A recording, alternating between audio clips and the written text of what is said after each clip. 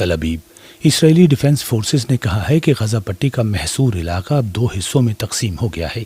فوجی ترجمان ڈینیل ہگاری نے اس علاقے پر اہم حملوں کا ذکر کیا ہے۔ ترجمان نے کہا کہ اب ایک شمالی غزہ ہے اور ایک جنوبی غزہ۔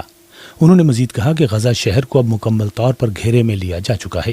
ہگاری نے دعویٰ کیا کہ شہری اب بھی غزہ پٹی کے جنوبی حصے کی طرف نقل مکانی کر رہے ہیں۔ اسرائیلی فوج غزہ پٹی کے شہریوں کو جنوب کی طرف جانے کا مشورہ بارہا دے چکی ہے۔ غزہ سٹی۔ اسرائیلی جنگی طیاروں نے گزشتہ 24 گھنٹوں کے دوران غزہ پٹی میں عسکریت پسند گروہ حماس کے 450 اہداف کو نشانہ بنایا۔ اسرائیلی دفاعی افواج نے آج پیر کے روز اپنے ایک بیان میں کہا کہ ان کے دستوں نے حماس کے ایک کمپاؤنڈ پر قبضہ بھی کر لیا ہے۔ غزہ پٹی میں رائٹرز کے ایک صحافی نے اتوار کی شب اسرائیل کی جانب سے فضائی، زمینی اور سمندر سے کی گئی بمباری کو 7 اکتوبر کو شروع ہونے والے اس تنازع میں اب تک کی شدید ترین بمباری قرار دیا۔ حماس کے زیر کنٹرول غزہ میں وزارت صحت کے مطابق تازہ اسرائیلی بمباری میں درجنوں افراد مارے گئے اور یوں اب تک اس جنگ میں ہلاک ہونے والے فلسطینیوں کی مجموعی تعداد 9770 ہو گئی ہے۔ حماس کے جنگجوؤں نے 7 اکتوبر کو اسرائیل پر دہشت گردانہ حملہ کر کے 1400 افراد کو ہلاک اور 240 سے زائد کو یرغمال بنا لیا تھا۔ انقرہ۔ امریکی وزیر خارجہ اینٹونی بلنکن اسرائیل اور عسکریت پسند گروہ حماس کے مابین جاری لڑائی میں مشرق وسطیٰ کے اپنے موجودہ دورے کے اگلے مرحلے میں اب ترک دارالحکومت انقرہ پہنچ گئے ہیں۔ توقع ہے کہ وہ اپنے ترک ہم منصب حاکان فیدان سے ملاقات کے دوران غزہ کی صورتحال پر تبادلہ خیال کریں گے۔ اس سے قبل انہوں نے مقبوضہ مغربی کنارے کے علاقے میں فلسطینی صدر محمود عباس سے ملاقات کی۔ ان کا یہ اچانک دورہ ایسے وقت پر عمل میں آیا جب اسرائیل غزہ پٹی میں اپنی فوجی کارروائیاں جاری رکھے ہوئے ہے۔ فلسطینی صدر محمود عباس کے ایک ترجمان نے کہا کہ فلسطینی رہنما نے بلنکن کو بتایا کہ غزہ میں فوری جنگ بندی کی ضرورت ہے۔ ہیمبرگ۔ شمالی جرمن بندرگاہی شہر ہیمبرگ کی پولیس نے اس شہر کے ہوائی اڈے کے ایک محفوظ علاقے میں اپنی کار لے کر گھس جانے والے ایک مشتبہ شخص کو گرفتار کر لیا ہے۔ پولیس نے بتایا کہ اتوار کے روز اس گرفتاری نے 18 گھنٹے تک جاری رہنے والی اس یرغمالی صورتحال کا خاتمہ کر دیا جس نے اس ہوائی اڈے کو تعطل کا شکار کر دیا تھا۔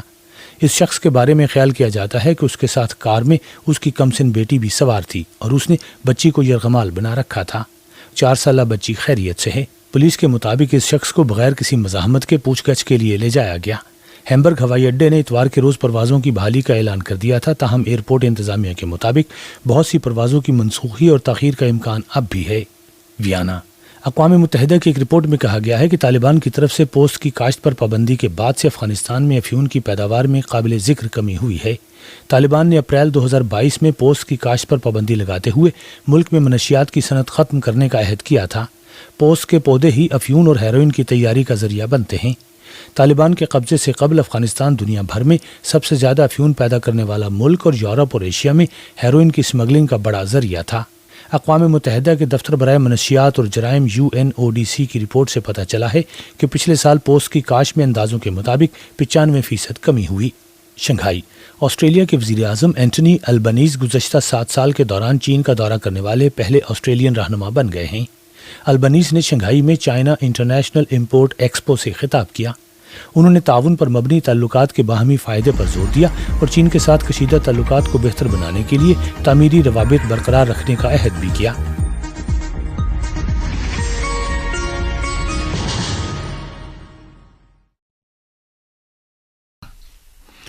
غزہ پر آج بھی صہیونی حکومت کی فوج نے شدید حملے کیے جن میں درجنوں فلسطینی شہری شہید اور زخمی ہو گئے، جبکہ گزشتہ رات غزہ جیسے محدود علاقے پر صہیونی فوج نے 450 بار بمباری کی۔ صہیونی حکومت کے بمبار طیاروں نے 1 گھنٹے سے کم عرصے میں 100 مرتبہ غزہ شہر پر بمباری کی ہے۔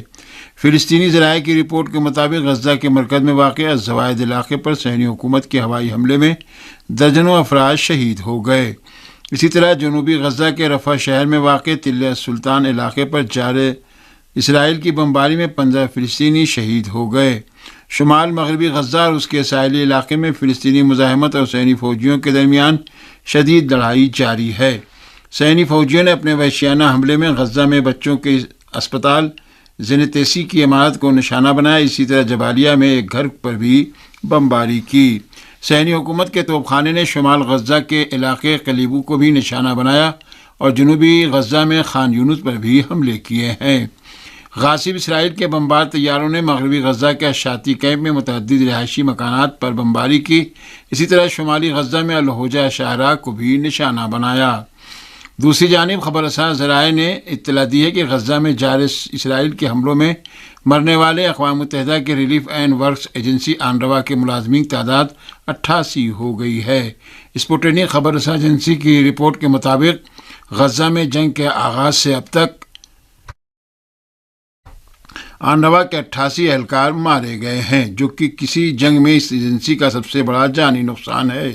آنروا نے اس سے قبل اعلان کیا تھا کہ ایجنسی کے 79 ملازمین صہیونی حکومت کے حملوں میں غزہ میں مارے گئے ہیں۔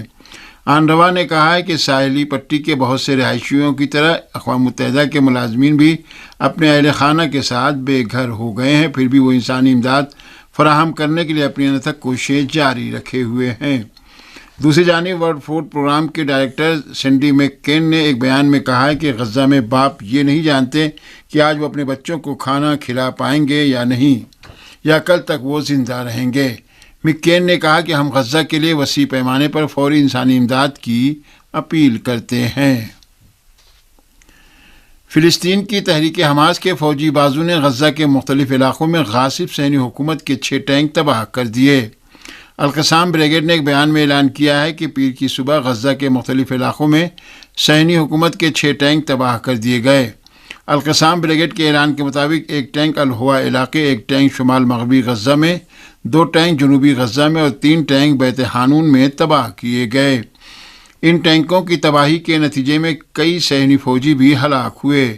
غاصب صہیونی حکومت نے اپنے بھاری جنگی ساز و سامان کو پہنچنے والے اس نقصان کے بارے میں اب تک اپنے کسی رد عمل کا اظہار نہیں کیا ہے، جبکہ طوفان الاقصی شروع ہونے کے بعد سے صہیونی حکومت کو اس طرح کے بہت سے نقصانات کا سامنا کرنا پڑا ہے۔ فلسطین کی تحریک حماس کے فوجی بازو القسام بریگیڈ نے غزہ پر جاری وحشیانہ صہیونی جارحیت کے جواب میں تل ابیب کے مختلف علاقوں پر میزائل برسائے۔ تل ابیب کے مختلف علاقوں پر القسام بریگیڈ کے میزائل حملوں کے نتیجے میں ریشون، لتیسیون، رمادگان، بیتی تیکفا، بیت داگان، ہولون، بنی براک، رمات ہشارون، روش ہائین، کفاربار، یافا اور بہت سے دیگر علاقوں میں خطرے کا سائرن بجنے لگا۔ تل ابیب پر یہ میزائل ایسی حالت میں برسے کہ غاصب صہیونی حکومت کا آئرن ڈوم سسٹم ان میزائلوں کا مقابلہ کرنے میں ناکام رہا۔ دوسری جانب حزب اللہ لبنان نے بھی اعلان کیا ہے کہ غاصب صہیونی حکومت کی جارحیت میں ایک لبنانی عورت اور 3 بچوں کی شہادت کے جواب میں صہیونی آبادی کے علاقے کریات شمونہ پر 10 میزائل فائر کیے گئے۔ صہیونی ذرائع نے بھی رپورٹ دی ہے کہ آئرن ڈوم سسٹم صرف ایک میزائل کو روک سکا، جبکہ باقی 9 میزائل مختلف علاقوں میں اپنے اہداف کو نشانہ بنانے میں کامیاب رہے۔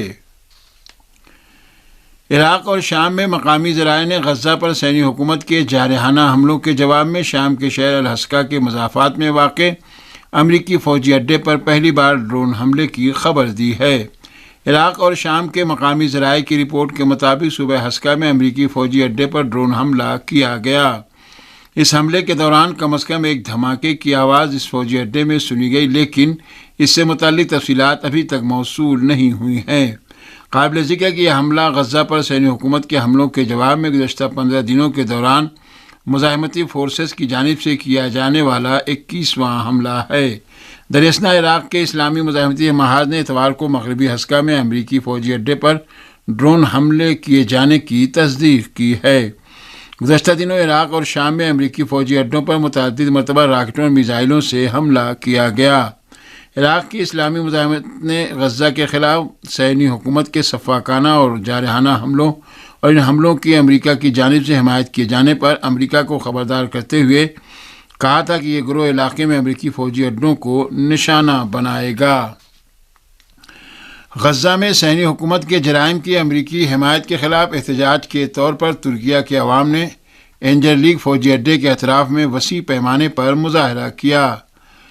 ترکیہ میں اینجل لیگ فوجی اڈہ امریکہ اور نیٹو کا فوجی اڈہ ہے اور غاصب صہیونی حکومت کی جارحیت کے جواب میں طوفان الاقصی آپریشن شروع ہو جانے کے بعد امریکہ نے اس فوجی اڈے میں اپنے جدید قسم کے 2 بمبار طیارے بھی تعینات کیے ہیں۔ رپورٹ کے مطابق ترکیہ کے عوام نے اتوار کو آدانہ میں بھی امریکی فوجی اڈے کے سامنے احتجاجی اجتماع کیا اور اس فوجی اڈے میں داخل ہونے کی کوشش کی، تاہم سیکورٹی فورس نے واٹر کینن مشینوں اور آنسو گیس کا استعمال کرتے ہوئے مظاہرین کو منتشر کرنے کی کوشش کی۔ ابھی اس بارے میں کوئی رپورٹ نہیں ملی ہے کہ ترکیہ کی سیکورٹی فورس نے کتنے مظاہرین زخمی اور یا گرفتار کیا ہے۔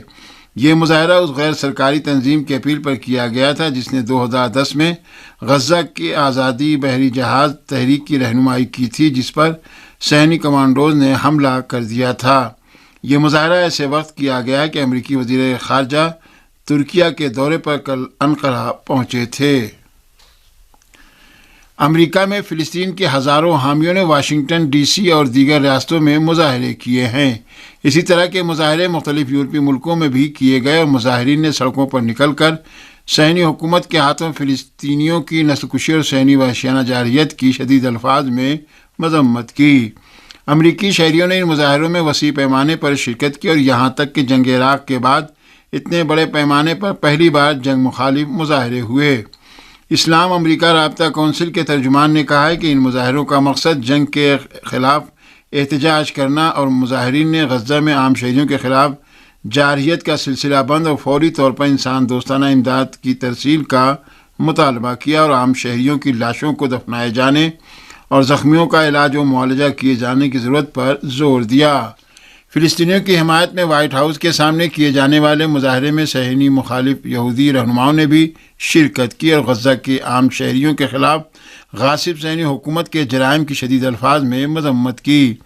مظاہرین نے غزہ کے عام شہریوں کے خلاف جارحیت بند کیے جانے کا مطالبہ کیا۔ اور آخر میں یہ خبر کہ پاکستان کے وزیر داخلہ نے غیر ملکیوں کو ڈیپورٹ کرنے کے لیے ایک جامع حکمت عملی تیار کرنے کا اعلان کیا ہے۔ موصولہ خبروں کے مطابق نگراں وزیر داخلہ سرفراز احمد بگٹی نے کہا ہے کہ غیر ملکیوں کے انخلاء کے لیے ایک جامع حکمت عملی تیار کیے جانے کے مقصد سے ضروری احکامات صادر کیے گئے ہیں۔ پاکستان کے وزیر داخلہ نے جامع حکمت عملی کے فیصلوں اور مشمولات کا ذکر نہیں کیا۔ ساتھ ہی پاکستان کے صوبے پنجاب میں سرکاری ذرائع نے اعلان کیا کہ 2500 سے زائد افغان مہاجرین کو پاکستان چھوڑنے کے لیے ایک کیمپ میں منتقل کر دیا گیا ہے۔